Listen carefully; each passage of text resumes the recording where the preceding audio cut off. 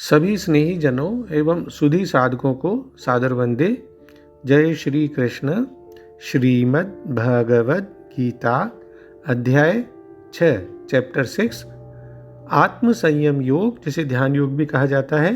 और आज का श्लोक है श्लोक संख्या 43। आइए इसका पठन वाचन करें और फिर इसके सरल सार और भाव को जानने समझने का प्रयत्न करते हैं। तत्र तं बुद्धि संयोगं लभते पौर्वदेहिकं यत ते च ततो भूयस् संसिद्धौ कुरु नंदन। पिछले 42वें श्लोक में भगवान ने कहा था कि अथवा वैराग्यवान पुरुष उन लोकों में न जाकर ज्ञानवान योगियों के ही कुल में जन्म लेता है, परंतु इस प्रकार का जो यह जन्म है सो संसार में निस्संदेह अत्यंत दुर्लभ है।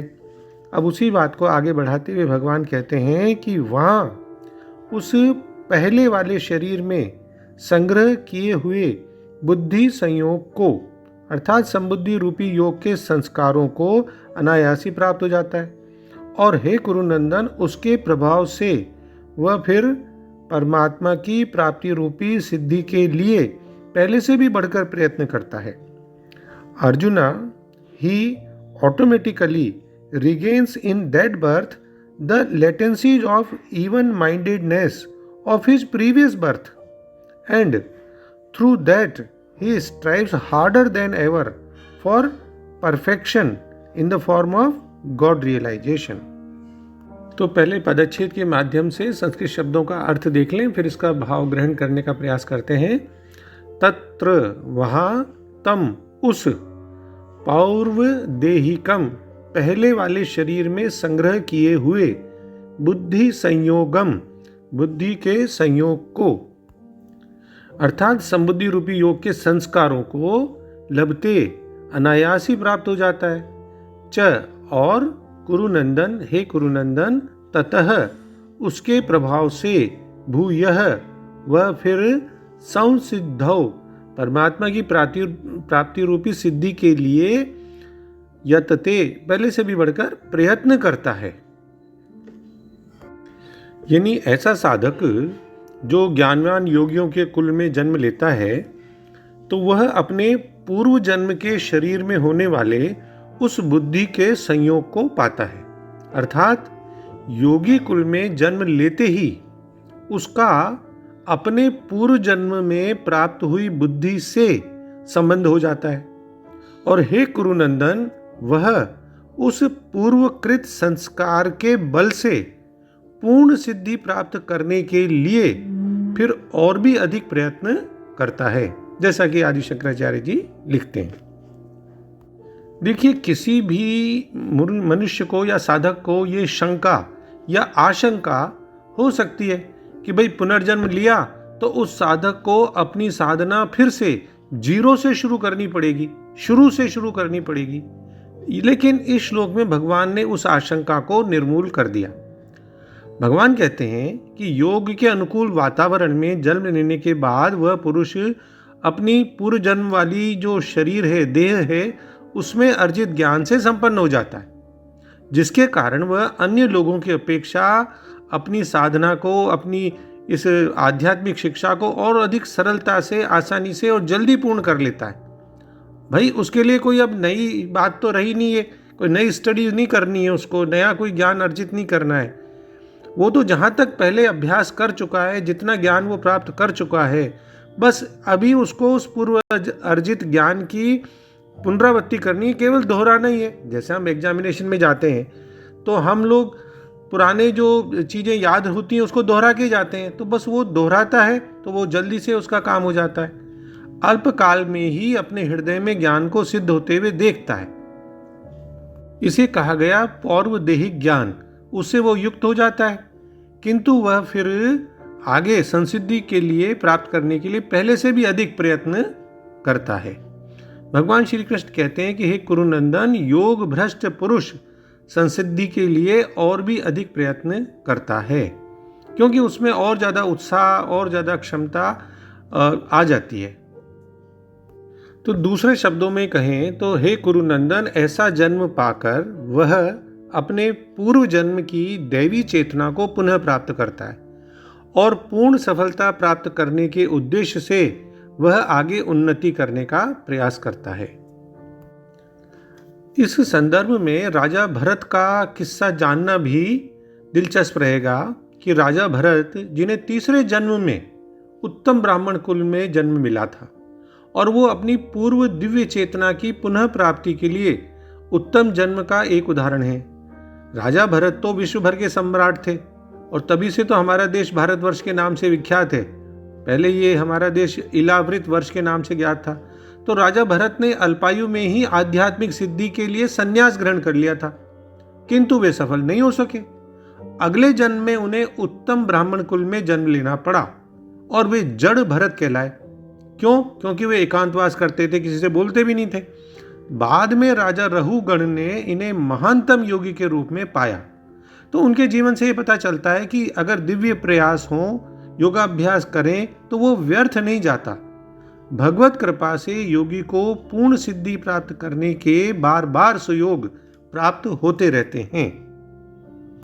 पौर्वदेहिकम और बुद्धि संयोगम का अर्थ जानना समझना भी आवश्यक है। पौर्वदेहिकम मतलब पिछले जन्म के जो शरीर में, उसमें जो भी साधना उसने की, तो फिर वो उसको सीधे योगियों के कुल में जन्म हो गया, तो अनायास ही उसे पूर्व जन्म की सारी साधन सामग्री मिल गई और वो वहाँ से ही, उस स्थान से, उसी पॉइंट से फिर आगे अपनी साधना शुरू करता है। हम अगर कोई कहीं जा रहा हो, किसी स्टेशन पे रुके, वहाँ पे अपनी जर्नी ब्रेक करे, फिर जब उठेगा वो तो आगे उसी पॉइंट से तो आगे बढ़ेगा, वापस से शुरुआत थोड़ी करेगा अपनी यात्रा की। तो इसी प्रकार उसने जितना रास्ता तय कर लिया था साधक ने, वहाँ से ही आगे वो अपनी साधना को बढ़ाता है। और बुद्धि संयोगम यानी पूर्व जन्म में प्राप्त हुई बुद्धि से संबंध हो जाना। और फिर भगवान कहते हैं यतते च ततो भूयः संसिद्धो। एक तो वहां उसको पूर्व जन्म कृत बुद्धि का संयोग मिल गया और फिर वहां अच्छा साधन सुविधा सब चीजें मिल गई, संग मिल गया, तो साधन की अच्छी बातें मिल गई, युक्तियां मिल गई। अब जो जो उसको सारी साधन सुविधाएं और युक्तियां मिल जाती हैं, त्यों तो उसका साधना में और उत्साह बढ़ता जाता है। अब इसलिए वो सिद्धि के लिए विशेष तत्परता से प्रयत्न करता है। तो बुद्धि संयोग यानी पूर्व जन्म में किए साधन के जो संस्कार बुद्धि में बैठे हुए हैं, उनको यहाँ बुद्धि संयोग कहा गया है।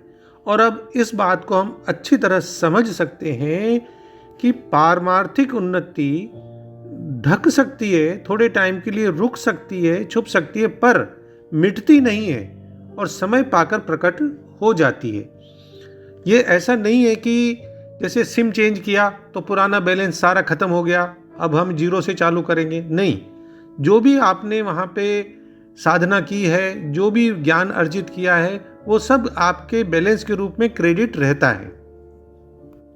तो और अधिक सरल शब्दों में इसका भावार्थ देखें श्लोक का, तो हे कुरुवंशी, ऐसा जन्म पाकर वे पिछले जन्म के ज्ञान को पुनः प्राप्त करते हैं और योग में पूर्णता के लिए और अधिक परिश्रम करते हैं। तो इस श्लोक के माध्यम से एक बहुत अच्छी और महत्वपूर्ण और उपयोगी बात हमें समझ में आई कि हमने पिछले जीवन में जो भी आध्यात्मिक संपत्ति प्राप्त की थी, विरक्ति, ज्ञान, भक्ति, श्रद्धा, सहनशीलता, दृढ़ संकल्प आदि आदि, इन सब का भगवान को ज्ञान होता है। इसलिए भगवान उचित समय पर हमारे अतीत के प्रयत्नों का फल प्रदान करते हैं और हमारी पिछली उपलब्धियां जो रही हैं, उनके अनुसार हमारे भीतर आध्यात्मिकता के गुणों को बढ़ाते हैं। अब ये बात अगर हम समझ लेंगे तो हम ये भी समझ जाएंगे कि बहुत सारे भौतिकतावादी विचारों को मानने वाले लोग होते हैं, पर अचानक ही वो कैसे आध्यात्मिक हो जाते हैं, क्योंकि जब उनके आध्यात्मिक संस्कार जागृत होते हैं तब उन्हें अपनी पूर्व जन्म की साधना का लाभ मिलता है और नींद से जागे मनुष्य की भांति अपनी यात्रा को वहीं से पुनः आरंभ करने के योग्य हो जाता है जहां से उसने इसे छोड़ा था। इसी कारण भगवान कहते हैं ऐसे योगी का कभी पतन नहीं होता। तो पुनर्जन्म के सिद्धांत को यहां विस्तार से समझाया गया है शरीर मर चुका है लेकिन फिर भी संस्कार जीवित हैं, और जब जीव दूसरा शरीर धारण करता है तो उसे पूर्व की मानसिक क्षमता प्राप्त हो जाती है और वह साधना को ठीक उसी पॉइंट से जारी रखता है जहां शरीर के नष्ट होने पर वह समाप्त हुई थी। मृत्यु में शरीर के अलावा कुछ भी नष्ट नहीं होता। जन्म जन्म का क्रम निरंतर बना रहता है और यह तब तक चलता रहता है जब तक मोक्ष की प्राप्ति नहीं हो जाती और मन अपने सभी संस्कारों सहित नष्ट पूरी तरह से नहीं हो जाता। तो पुनर्जन्म का दृष्टिकोण ही विभिन्न व्यक्तियों की जो मानसिक संरचना है उनमें हमें अलग अलग सोच विचार वाले जो आदमी दिखते हैं, भिन्नता दिखती है, उनके स्वभाव में विचारों में भिन्नता, उसका एकमात्र शायद संभावित कारण या स्पष्टीकरण है। तो इस श्लोक के गहन अध्ययन और भाव को ग्रहण करने के बाद अब हमें यह समझना होगा, ये समझना चाहिए कि अभी हम वर्तमान क्षण में अपने विचारों और कार्यों से संस्कार संचित कर रहे हैं जो कि अपने भविष्य के जीवन को एक विशेष दिशा देने जा रहे हैं। और यह बात अगर हम समझ लें तो आप इस बात को भी समझ लेंगे जो कही जाती है कि मनुष्य अपने भाग्य का स्वयं निर्माता है, वह जैसा बोता है वैसा ही काटता है। एक संदेश भी हमें समझना होगा कि देखिए, अच्छाई बुराई ज्ञान अज्ञान प्रत्येक प्राणी के साथ जन्म जन्मांतर तक उसकी परछाई की तरह रहते हैं। जब ज्ञान की अग्नि में संपूर्ण कर्म नष्ट हो जाते हैं तब कोई परछाई नहीं रह जाती, क्योंकि तब कोई अलग व्यक्ति तो रह नहीं जाता। इसलिए शरीर के नष्ट होने के पहले पहले ही मनुष्य को अपनी बुद्धि को प्रबुद्ध कर लेना चाहिए और उसे पूर्ण ज्ञान प्रदान करना चाहिए या उसकी कोशिश करनी चाहिए, पूरी कोशिश करनी चाहिए। तो हम समझ सकते हैं कि भाई थोड़ा सा भी जप तपस्या ज्ञान दान धर्म ये परलोक में भी फलदायी होंगे और अगले जन्म में भी हमारी आध्यात्मिक यात्रा को सुगम और त्वरित बनाएंगे। और कारण स्पष्ट हो ही गया कि उसे यौगिक संस्कार कैसे प्राप्त होते हैं। उसके मन में संरक्षित उसकी पिछली साधना उसके साथ पुनर्जन्म लेती है और इस प्रकार वह इसे अपने प्राकृतिक वरदान के रूप में प्राप्त करता है। देखिए, सिद्धि के मार्ग पर प्रगति बहुत धीमी हो सकती है, टाइम लग सकता है। हो सकता है मनुष्य को लक्ष्य तक पहुंचने के पहले अनेक जन्मों में इसके लिए कोशिश करनी पड़े, लेकिन एक बात स्पष्ट है कि इस दिशा में किया गया कोई भी प्रयत्न नष्ट नहीं होता। हम जो संबंध बना लेते हैं और जिन शक्तियों को प्राप्त कर लेते हैं वे मृत्यु के समय नष्ट नहीं हो जाती। आगे होने वाले विकास के लिए वे एक प्रारंभ बिंदु स्टार्टिंग पॉइंट बन जाती हैं। तो अंत में हम डॉक्टर राधा कृष्णन जी के सरल शब्दों में इसका भाव देख लें कि वहां वह अपने ब्रह्म के साथ संयोग के उन मानसिक संस्कारों को फिर प्राप्त कर लेता है जिन्हें उसने अपने पूर्व जन्म में विकसित किया था, और यहां से इसे प्रारंभ बिंदु मानकर हे कुरुनंदन अर्जुन वह फिर पूर्णता पाने का प्रयत्न करता है। जय श्री कृष्ण। ओम श्री कृष्णार्पणमस्तु। डॉक्टर BK शर्मा के विनम्र प्रणाम और किसी भी भूल अथवा त्रुटि के लिए हृदय से क्षमा। सर्वे भवन्तु सुखिनः, सर्वे सन्तु निरामयाः।